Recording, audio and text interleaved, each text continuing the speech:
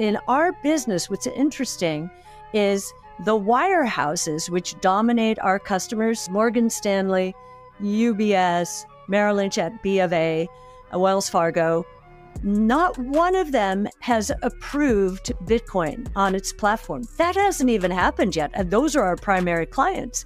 When that happens, explosion.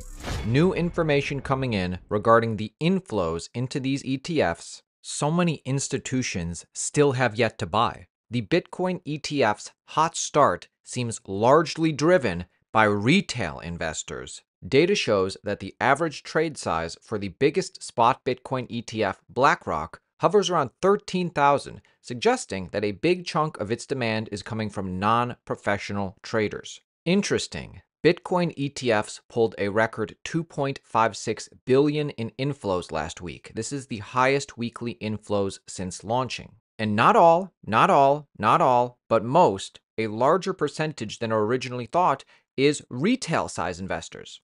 And this kind of lines up with what the insiders are saying, right?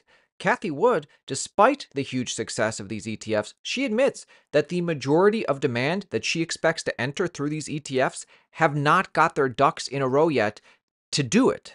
no wirehouse has approved Bitcoin yet. So all of this price action has happened before they approved it. And so, we haven't even begun. And institutions like Standard Chartered Bank, an $800 billion sized institution, are realizing the implications of this and actually raising their Bitcoin price targets to 150,000 by end of year.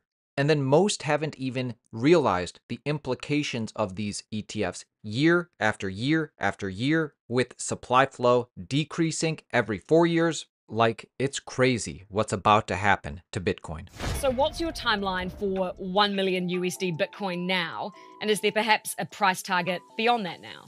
Yes, our target is above that. We've got a 2030 target. So it's well above that. And with our new expectations for institutional involvement, the incremental price that we assume for institutions actually has more than doubled, because we don't know how quickly the more independent registered investment advisors in the United States, those platforms are saying, give us 3 months to do our due diligence. The others are saying we need at least 6 months. So, I would put those in the institutional bucket as well. But in your view, Cathie, all of the factors are moving the price of this in an upwards trajectory. Yes, indeed. So prices are down, yet activity is up. There's more demand every day and less supply flow around the corner, less than a month till the Bitcoin halving. This pre-halving consolidation is healthy. Patience is key. Bitcoin has crossed the technology adoption cycle chasm. Bitcoin has crossed this now. Bitcoin is doing what Uber did. Bitcoin is the Uber of finance. The world's most successful rideshare app, Uber, grew so popular so fast that it became electorally impossible for politicians to oppose it. That same dynamic is at play today with Bitcoin. Try as she might, the politicians against Bitcoin, the few, like Elizabeth Warren, cannot beat back the waves of culture. So many people liked it from the consumer standpoint and from the gig economy driver standpoint, people who wanted to supplement their income, that it became electorally impossible for the administration of the city to really try to sit on it and crush that industry. And similarly, I think you're seeing with Bitcoin now, there's so many people who see value in it that the institutions really can't sit on it anymore. It's just busting through that brick wall in a very democratic way. The politics, in this case, both commercial and government institutions, are flowing downhill from culture. So Bitcoin is expected to grow by institutions, but look at this. Crypto is expected to grow by institutions. In this report by Bernstein, they name Bitcoin, the Ethereum ecosystem, Solana and other L1 blockchains, gaming, and other cryptocurrencies. The cryptocurrency market is expected to 3x by 2025. This might be conservative, but analysts at Bernstein are predicting the entire crypto market cap could grow to $7.5 trillion by end of 25. Specifically, they're predicting Bitcoin at a $3 trillion market cap, Ethereum ecosystem at a $1.8 trillion market cap, and top L1s like Solana at a $1.4 trillion market cap. Let's talk about other altcoins. Let me show you that crypto is growing. Not just Bitcoin, not just Ethereum, but quality crypto projects like Cardano.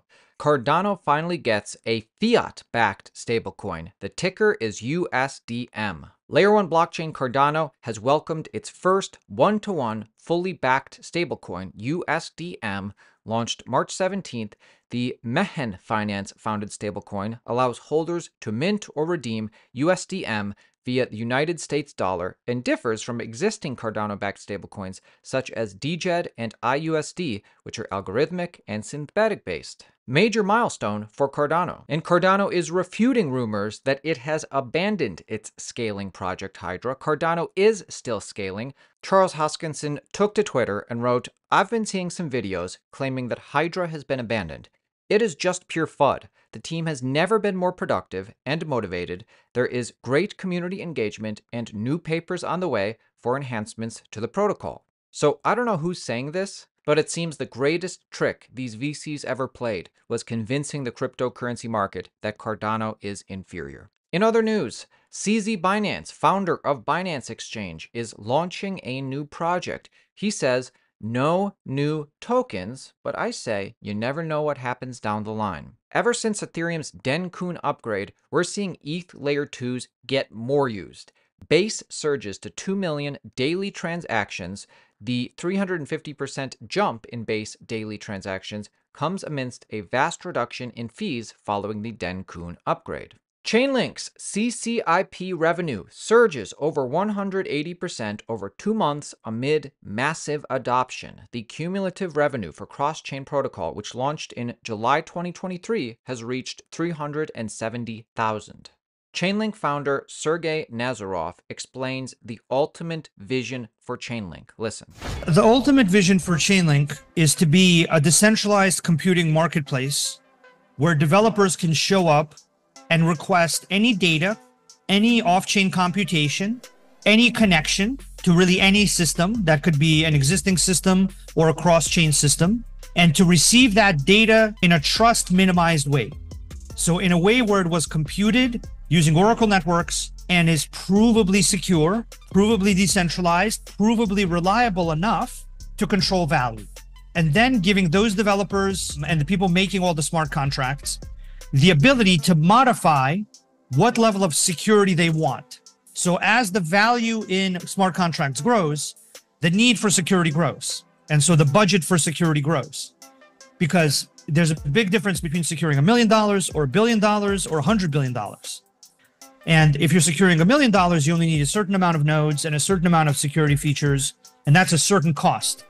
If you're securing $1 billion, that's another set of features, another set of nodes, another set of costs. 100 billion, it's like a whole different story, basically. More nodes, more features, more security-related costs. So the fundamental goal of Chainlink is to create a market where all off-chain decentralized computation can be delivered for data, compute, connectivity purposes to accelerate what smart contracts do and to allow them to be connected to each other in ways that create this Internet of Contracts. That's the fundamental long-term, in my opinion, goal of the system. And I think if you get to a world like that, where a smart contract can say, I need this piece of data, I need that about identity, I need a connection to these 3 other contracts, I need to be connected to Swift for something, I need to be connected to a CSD for something else to get approval because, I'm doing this in this jurisdiction. If you can compose all of that in a number of minutes, because all of those components exist and clearly represent what they are and have a clear price and have a clear security guarantee that's measurable, then instead of taking months to make financial products, instead of taking months to do transactions that are complex, they can happen in minutes to seconds. Basically, as quickly as smart contract code can run to collect all the different building blocks, all the different data oracles and all the different identity oracles and all the different other contracts and other chains with the help of the cross-chain oracles. And so then you can basically build financial products and systems for everything, for insurance, for gaming, for the financial system in minutes. And that really, for me, is the true long-term vision of smart contracts. It's not just tokenization. just like email is not just the vision for the internet. The real vision for the internet is all information technology, all information interacting with all the other information in a useful, easy to compose, secure, efficient way. That's what the internet is. That's what we need to get the internet of value, the internet of smart contracts to. Just like it takes you a week to build a web application, it should take you a week to build a fully featured thing that you can release as a smart contract and advanced digital asset. That's really what we're going towards. Cody cryptocurrency launches a $10 million rewards program to support its version 2 token rollout. In addition to the existing Cody token holders, the eligibility for airdrop rewards have been automatically extended for all treasury participants. If you want to learn more on Cody